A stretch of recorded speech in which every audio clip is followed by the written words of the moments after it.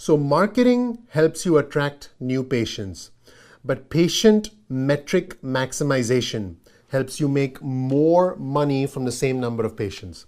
I hope that sinks in, so I'm going to repeat that. You can attract as many new patients as you want, but the way to see more net revenue in your practice is to increase the value given to each patient and therefore the average transaction size, the average amount of money collected per patient. I call this patient metric maximization. Now, patient metric maximization includes three components. Number one, service ascension. Number two, follow-up transformation.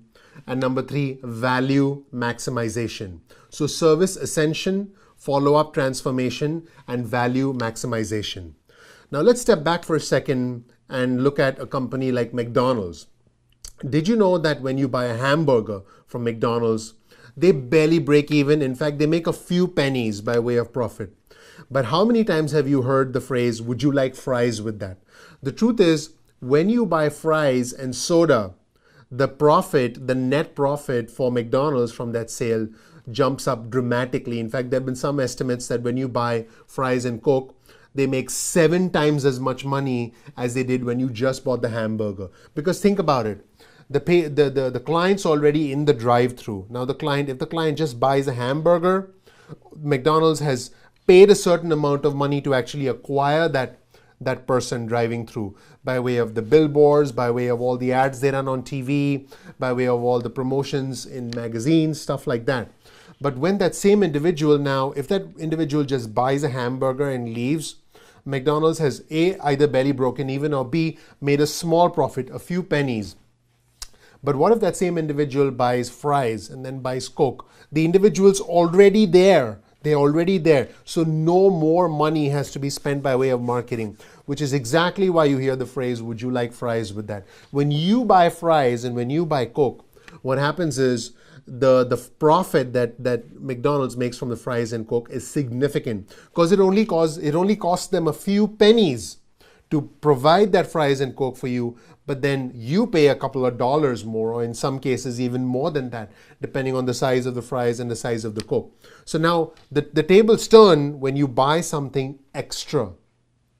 The same way, when you go into any store to buy some electronic items, would you like to get the warranty with that? Would you like accessories with that? If you shop on websites like Amazon, you'll see a little thing at the bottom that says customers who bought this also bought this. Those are simply ways for those companies to essentially provide you with what, in their case, product ascension. Now, when you apply that same concept to private practices, what you need essentially is service ascension. Imagine that a patient is discharged. Here's what you need to tell the patient. Joanna, thank you so much for coming into our clinic. We appreciate you being our patient. Let us know if there's anything we can do for you. By the way, before you leave, we have this service here, which is a fitness training service, and we'd like you to try it. In fact, if you take advantage of this service in the next 7 days, we'll let you try it out for a whole month at no charge. After the month, if you're happy, then we'll start billing you on a monthly basis because there is a monthly fee associated with the program. But because you're one of our patients, we want you to try it at no charge. So let's get you signed up. Are you available next Wednesday, and would you like to get started? But keep in mind, you can only take advantage of this in the next 7 days because after that, we'll give you a spot to someone else. You see how simple that was to provide some basic service ascension to one of your existing patients. You don't even have to wait till your patient is discharged.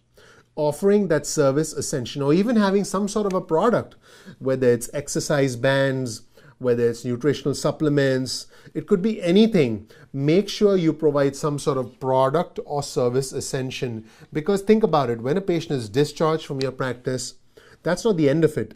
They could benefit from some devices. They could benefit from certain supplements. They could benefit from a knee brace, a back brace. They could benefit from supervised fitness training. Because think about it, if they don't get that from you, they're going to go out there and eventually get it from someone else. Or worse, they might actually go out there and hurt themselves. They might go out there and get worse because they haven't they didn't get that from your practice, they went and got it somewhere else, and they inadvertently did something they weren't supposed to do, or interacted with someone who gave them advice that possibly wasn't as good as yours. Any number of things can happen. So providing product or service ascension is not only a way for us as private practice owners to take care of patients and to maximize our value. To some extent, I think it's our responsibility. I think it's our responsibility to take care of patients, not only when they're with us, but when they're discharged, by giving them the right set of tools. And if those tools lead back to us, that's great. If they don't, recommend them to someone else who can then service them, recommend them to a preferred provider who can then take good care of them, and then of course send patients back to you. So hopefully you can see the value of product and service ascension and how crucial it is for your practice. What I want you to do is ask yourself, what is at least one product or service that I can offer to every single one of my patients? Again, what's at least one product or service that I can offer to every single one of my patients, and how can I now, as in the next couple of days, implement it so that patients start getting more value and so that we start adding more to our bottom line. So I hope that makes sense. The second is follow-up transformation. Once a patient is discharged, you've got to follow up with the patient through multiple mechanisms. Email newsletters, we have a done-for-you newsletter technology. Communication with patients through patient portals is an excellent example, and you can do that through our EMR technology. Sending printed newsletters to patients is a valuable tool. Calling patients and using a simple script, and I'll share that script with you, is an excellent way. Sending text messages to patients, and we can provide you with options for text messaging as well, is another way. You can just pick up the phone or have a staff member spend half an hour a day picking up the phone and calling patients and saying, "Hi Joanna, I'm just calling to follow up with you, see how you're doing. I see you were discharged 2 weeks ago, and I just want to see how you are doing and whether you were feeling any pain. Is there any way we can help you?" "Oh, I'm so glad you called. I've been having some pain, but I'm okay. But you know what? My mom needs a physical therapist. Could we schedule an appointment?" "Yeah, absolutely. In fact, I'd be happy to help you with that, schedule that appointment. And I'm going to make sure that we prioritize her and we see her right away. How's next Wednesday at 4 o'clock? So you see how that follow-up transformation led to not only the consolidation of a relationship with the patient, because now the patient knows you have not forgotten about them, but more importantly, it can lead to more referrals.